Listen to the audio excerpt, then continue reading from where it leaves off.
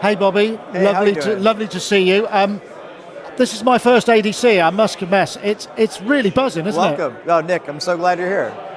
So tell me about the kind of core concept for Yeah. this. Yeah, so the Audio Developer Conference has been going on now for 9 years, 10 years if you include the Juice Summit.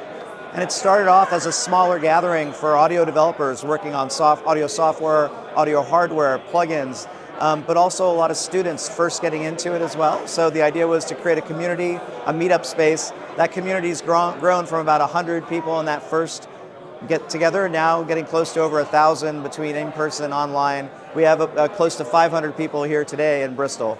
So as well as exhibitors and people sort of showing their latest technology, you've got a fairly varied program of workshops and talks as well, right? So it's worth mentioning that the way the programming works is that really it's a community conference, it's a conference for the community, and so the way it works is we ask for talk proposals, and of those talk proposals, the community itself then votes on which of the proposals they'd like to see actually come to the venue. So to give an example, we're only able this year to program about a fifth of the total talks that were proposed. So it's quite a vigorous process of voting and getting excited about who gets voted up, and then we send out the acceptance letters. Of that, we do need sponsorship because this is a not-for-profit event. All the money necessary to cover the budget does come from the sponsors and a little bit from the ticket sales. So we do invite sponsors to also join us and give small technical talks.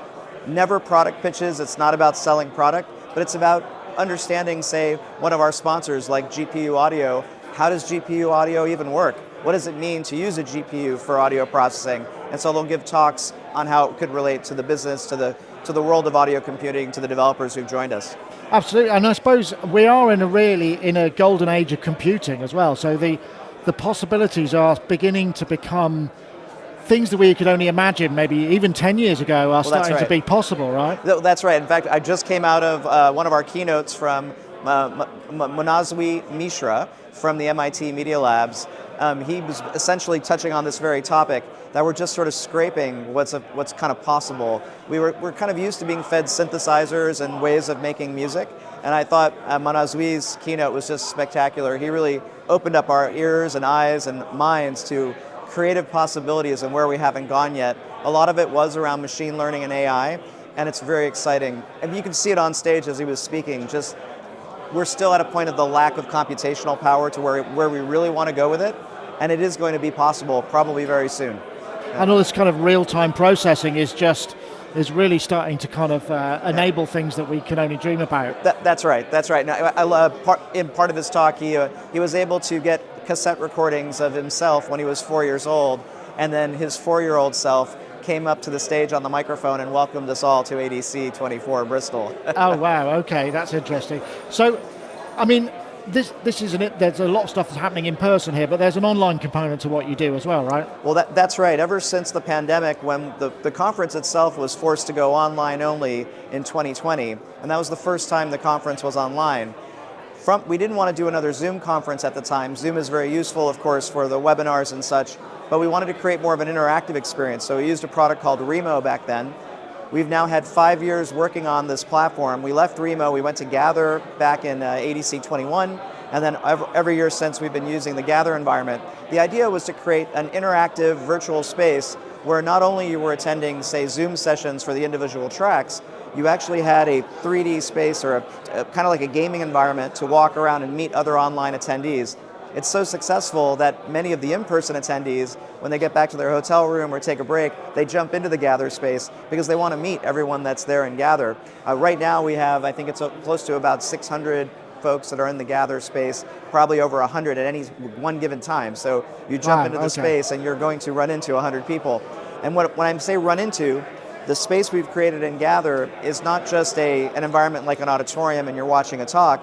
We've tried to recreate the Bristol cityscape.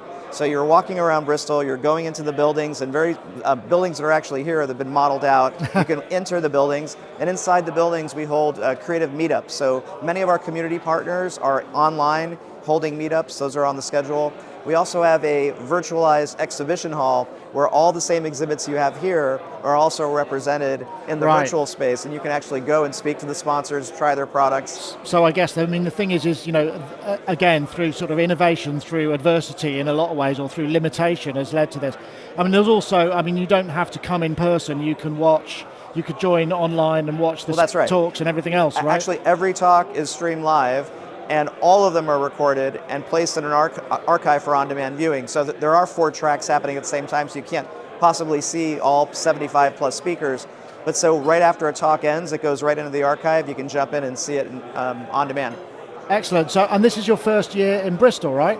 Sorry? It's your first year in Bristol. Yes. Oh, that's right. So that's a good point. For the last 9 years, it's been in London, and we decided to move to Bristol.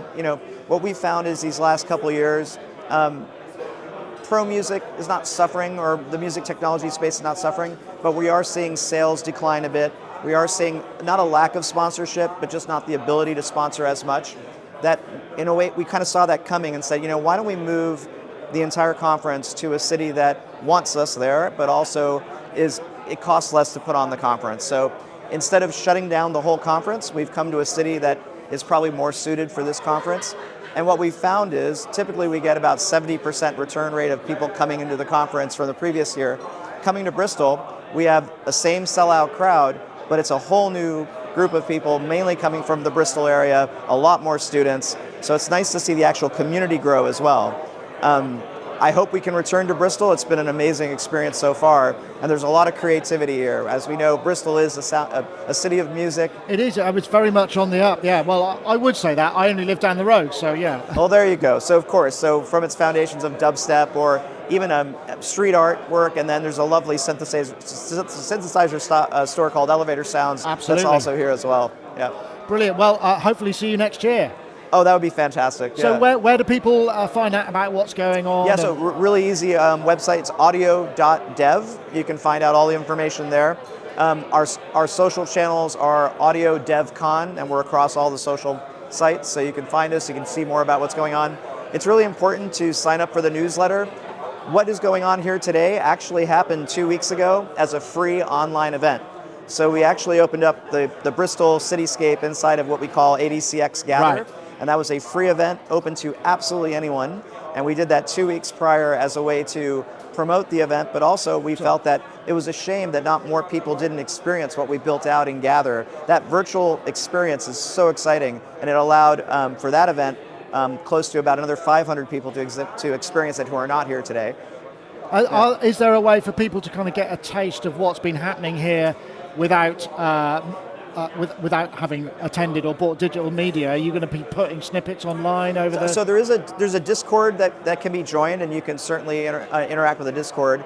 But what happens is all the talks that are recorded at the event eventually get launched sometime in late 2025. So in 2025, you'll see that if you go to our Audio DevCon YouTube channel, there's hundreds of videos posted there from the previous 9 years. Right, okay. And so what you'll find is, as we get closer to, say, 2026, all of the 2025 videos should be posted by that time. Right, okay. Yeah. Thank you very much, Bobby. My pleasure, Nick. Yeah, great to talk to you.